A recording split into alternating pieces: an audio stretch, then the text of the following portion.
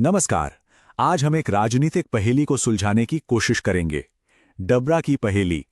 सोचिए, एक ऐसा चुनावी किला जो एक दशक से भी ज्यादा समय तक किसी एक पार्टी के लिए अभेद्य था, वो अचानक से भरभराकर गिर कैसे गया? ये सिर्फ एक हार जीत का विश्लेषण नहीं है, ये समझने की कोशिश है कि जमीन पर लोगों का भरोसा आखिर बनता कैसे है और फिर टूट कैसे जाता है। चलिए, इस पूरी कहानी को तथ्यों और आंकड़ों के साथ परत दर परत समझते हैं। तो सबसे पहले ये समझना जरूरी है कि डाबरा है कहां और इसकी अहमियत क्या है। मध्य प्रदेश के ग्वालियर जिले में यह सीट आती है। ये एक अनुसूचित जाति के लिए आरक्षित सीट है, लेकिन ये सिर्फ एक विधानसभा क्षेत्र नहीं है, बल्कि ये ग्वालियर चंबल की बड़ी राजनीतिक बिसात का एक बहुत ही अहम मोहरा है। यहां जो होता है उसकी गूंज पूरे प्रदेश की राजनीति में सुनाई देती है। और यहीं से हमारा सबसे बड़ा सवाल खड़ा होता है कि भाई, एक दशक तक एक के बाद एक बड़ी बड़ी जीत हासिल करने के बाद एक मजबूत, एक भरोसेमंद नेता अपना ही गढ़ कैसे हार सकता है? जहां 2018 में जीत का अंतर 50,000 वोटों से भी ज्यादा था, वहां महज 5 साल में ऐसा क्या बदल गया कि पूरी बाजी ही पलट गई? ये सवाल सिर्फ डबरा का नहीं है, ये आज की राजनीति का एक अहम सवाल है। अब जरा इस नंबर पर गौर कीजिए, 2267। बस इतने से वोटों का फर्क। 2023 के चुनाव में हार और जीत के बीच सिर्फ इतना ही फासला था। ये नंबर हमें बताता है कि मुकाबला कितना कांटे का था और राजनीति में एक छोटी सी चूक या एक छोटा सा बदलाव कितना बड़ा असर डाल सकता है। कभी कभी सबसे बड़ी कहानियां बहुत छोटे नंबरों में छिपी होती हैं। इस स्लाइड पर जो आप तुलना देख रहे हैं वो सच में चौंकाने वाली है। 2018 में इंडियन नेशनल कांग्रेस ने 57,000 से भी ज्यादा वोटों के भारी अंतर से जीत हासिल की थी। वोट शेयर था 60% से ऊपर, मतलब एक तरफा जीत। और फिर सिर्फ 5 साल बाद 2023 में वही पार्टी 2,267 वोटों से हार जाती है और वोट शेयर सीधा 48% पर आ जाता है। ये कोई मामूली गिरावट नहीं है, ये एक राजनीतिक भूचाल है। पर यह आया कैसे? इन सारे सवालों का जवाब हमें सिर्फ चुनावी नतीजों में नहीं मिलेगा। जवाब मिलेगा डबरा की जमीन पर, वहां के लोगों के बीच, उनके असल मुद्दों में। क्योंकि राजनीति की असली कहानी तो वहीं की सामाजिक और आर्थिक बुनावट में छिपी होती है। तो चलिए अब आंकड़ों से हटकर लोगों की नब्ज को समझने की कोशिश करते हैं। डबरा की चुनावी केमिस्ट्री को समझने के लिए यहां का सोशल स्ट्रक्चर समझना बहुत जरूरी है। जैसा कि हमने कहा, ये एक ऐसी आरक्षित सीट है जहां वाल्मीकि और जाटव समुदाय की अच्छी खासी आबादी है। इनके साथ ही कुशवाहा और यादव जैसे ओबीसी समूह भी निर्णायक भूमिका में हैं। और इन सबके ऊपर महिला वोटर और अल्पसंख्यक वोटर, ये वो ताकत हैं जो किसी भी चुनाव का रुख मोड़ सकते हैं। मतलब साफ है, यहां जीतने के लिए आपको एक मजबूत सोशल कोएलिशन, एक सामाजिक गठबंधन बनाना ही पड़ेगा। तो फिर इन लोगों के असल मुद्दे क्या थे, उनकी तकलीफें क्या थीं? ये टेबल देखिए, तस्वीर साफ हो जाती है। बेरोजगारी एक बहुत बड़ी चिंता थी। खेती किसानी की समस्याएं, चाहे वो एमएसपी की बात हो या कर्ज की, लोगों को परेशान कर रही थीं। गांव में सड़क, बिजली, पानी जैसी बुनियादी सुविधाओं की कमी थी। और हां, स्थानीय स्तर पर भ्रष्टाचार, ये एक ऐसा मुद्दा था जिससे आम आदमी रोज जूझ रहा था। ये वो असल मुद्दे थे जिन पर जनता वोट देने वाली थी। यहीं पर यह याद रखना जरूरी है कि हर वोटर की अपनी एक गरिमा होती है। एक सूचित नागरिक के तौर पर अपनी बात रखने का अधिकार हमारे संवैधानिक मूल्यों का आधार है, और ये मुद्दे सीधे उसी से जुड़े थे। चलिए अब वापस थोड़ा आंकड़ों की दुनिया में चलते हैं और डबरा के पिछले 20 साल के चुनावी इतिहास को खंगालते हैं। क्योंकि कहते हैं ना, आंकड़े कभी झूठ नहीं बोलते। वो हमें वो पैटर्न, वो ट्रेंड दिखाते हैं जो अक्सर ऊपर ऊपर के विश्लेषण में नजर नहीं आते। देखते हैं कि डबरा के वोटिंग पैटर्न की कहानी क्या है। इस टाइमलाइन को बहुत ध्यान से देखिए।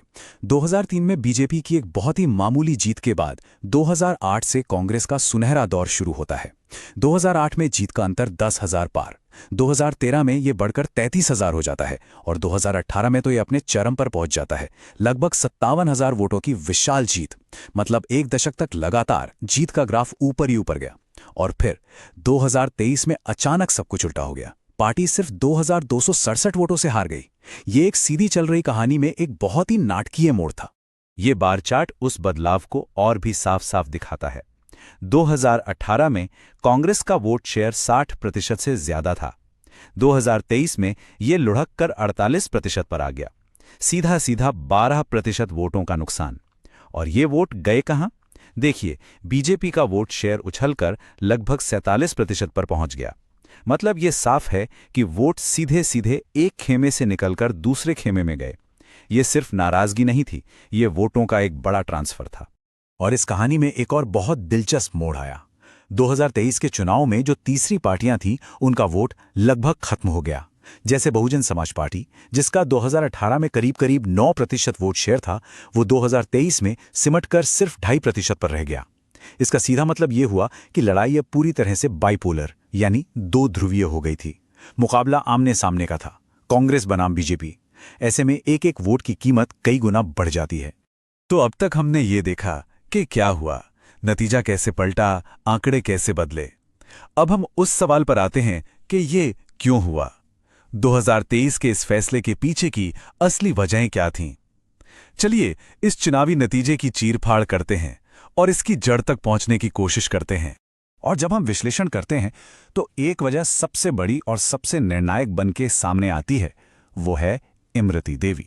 वो नेता जो 2008 से लेकर 2018 तक लगातार 3 बार कांग्रेस के टिकट पर डबरा से जीती, उन्होंने पार्टी बदल ली और बीजेपी में शामिल हो गईं। देखिए, राजनीति में नेता सिर्फ एक चेहरा नहीं होता, उसके साथ उसका एक व्यक्तिगत सपोर्ट बेस भी होता है। उनके इस कदम ने कांग्रेस के पारंपरिक वोट बैंक में सीधी और बड़ी सेंध लगा दी। ये वो एक फैक्टर था जिसने पूरे समीकरण को ही हिलाकर रख दिया। किसी भी चुनाव को अब 4 अलग अलग मोर्चों पर लड़ते हैं। पहला मोर्चा है चुनावी समीकरण, यानी जाति और समुदाय के वोटों को अपने पक्ष में करना। दूसरा है संगठन, यानी बूथ लेवल पर आपकी मशीनरी कितनी मजबूत है। तीसरा है नैरेटिव, यानी आपकी कहानी क्या है, आपका विजन क्या है और जनता उस पर कितना भरोसा करती है। और चौथा है संसाधन, यानी आपके पास कैंपेन चलाने के लिए पैसा, टेक्नोलॉजी और कार्यकर्ता कितने हैं। जीत उसी की होती है जो इन चारों मोर्चों पर मजबूत हो। और जब हम इस फ्रेमवर्क से देखते हैं तो कांग्रेस के अभियान में कुछ बड़ी कमजोरियां साफ नजर आती हैं। अपने सिटिंग एमएलए के पार्टी छोड़ने से नेतृत्व का एक खालीपन, एक वैक्यूम बन गया। संगठन के स्तर पर, खासकर बूथ मैनेजमेंट में, वो बीजेपी के मुकाबले पिछड़ गए। संसाधनों की कमी भी एक मुद्दा रही, जिसकी वजह से एक मजबूत जवाबी अभियान खड़ा करने में देरी हुई। और सबसे बड़ी बात, जो उनका पारंपरिक एससी और ओबीसी वोटर बेस था, उसके भरोसे में एक दरार आ गई। ये सारी कमजोरियां जब एक साथ मिली तो नतीजा एक करीबी हार के रूप में सामने आया। ठीक है, समस्या का विश्लेषण तो हो गया, लेकिन सिर्फ समस्या गिनाना काफी नहीं होता। असली काम है समाधान खोजना। आगे का रास्ता क्या हो सकता है? तो अब हम एक ऐसे रणनीतिक रोड मैप पर बात करेंगे जिससे न सिर्फ टूटा हुआ भरोसा दोबारा बनाया जा सकता है, बल्कि उस भरोसे को एक बेहतर शासन में भी बदला जा सकता है। किसी भी बड़े लक्ष्य को हासिल करने के लिए एक अनुशासित प्लान की जरूरत होती है। यहां एक 90 डे का विन बैक प्लान का खाका है। पहले 30 दिन सिर्फ जमीनी काम और लोगों की बात सुनना, बिना बोले सिर्फ सुनना। अगले 30 दिन छोटे छोटे समूहों तक पहुंचना, नए गठबंधन बनाना।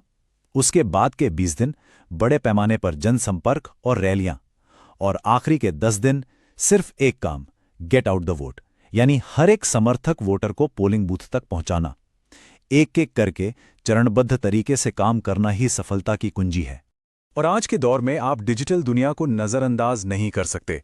एक तेज तर्रार डिजिटल स्ट्रैटेजी बहुत जरूरी है, जैसे महिलाओं, युवाओं और किसानों के लिए अलग अलग व्हाट्सएप ग्रुप बनाना और उन तक उनकी भाषा में सीधा संदेश पहुंचाना।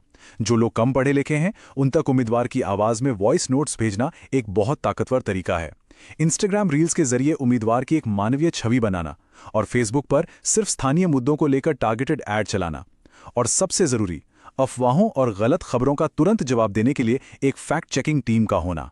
लेकिन किसी भी अभियान की आत्मा होता है उसका मुख्य संदेश। यहां संदेश को सिर्फ दूसरों पर आरोप लगाने से हटाकर एक सकारात्मक भविष्य के विजन पर लाना होगा। एक ऐसा विजन जो ईमानदारी और भरोसे पर टिका हो।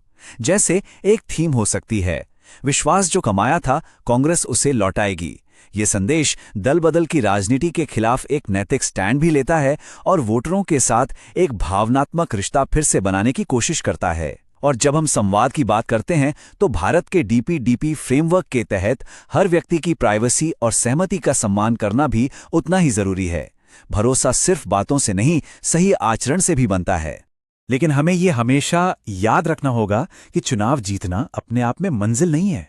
ये तो बस एक शुरुआत है। राजनीति का असली मकसद सिर्फ सत्ता हासिल करना नहीं, बल्कि उस सत्ता का इस्तेमाल लोगों की जिंदगी में सकारात्मक बदलाव लाने के लिए करना है। मकसद हमेशा राजनीति से बड़ा होना चाहिए।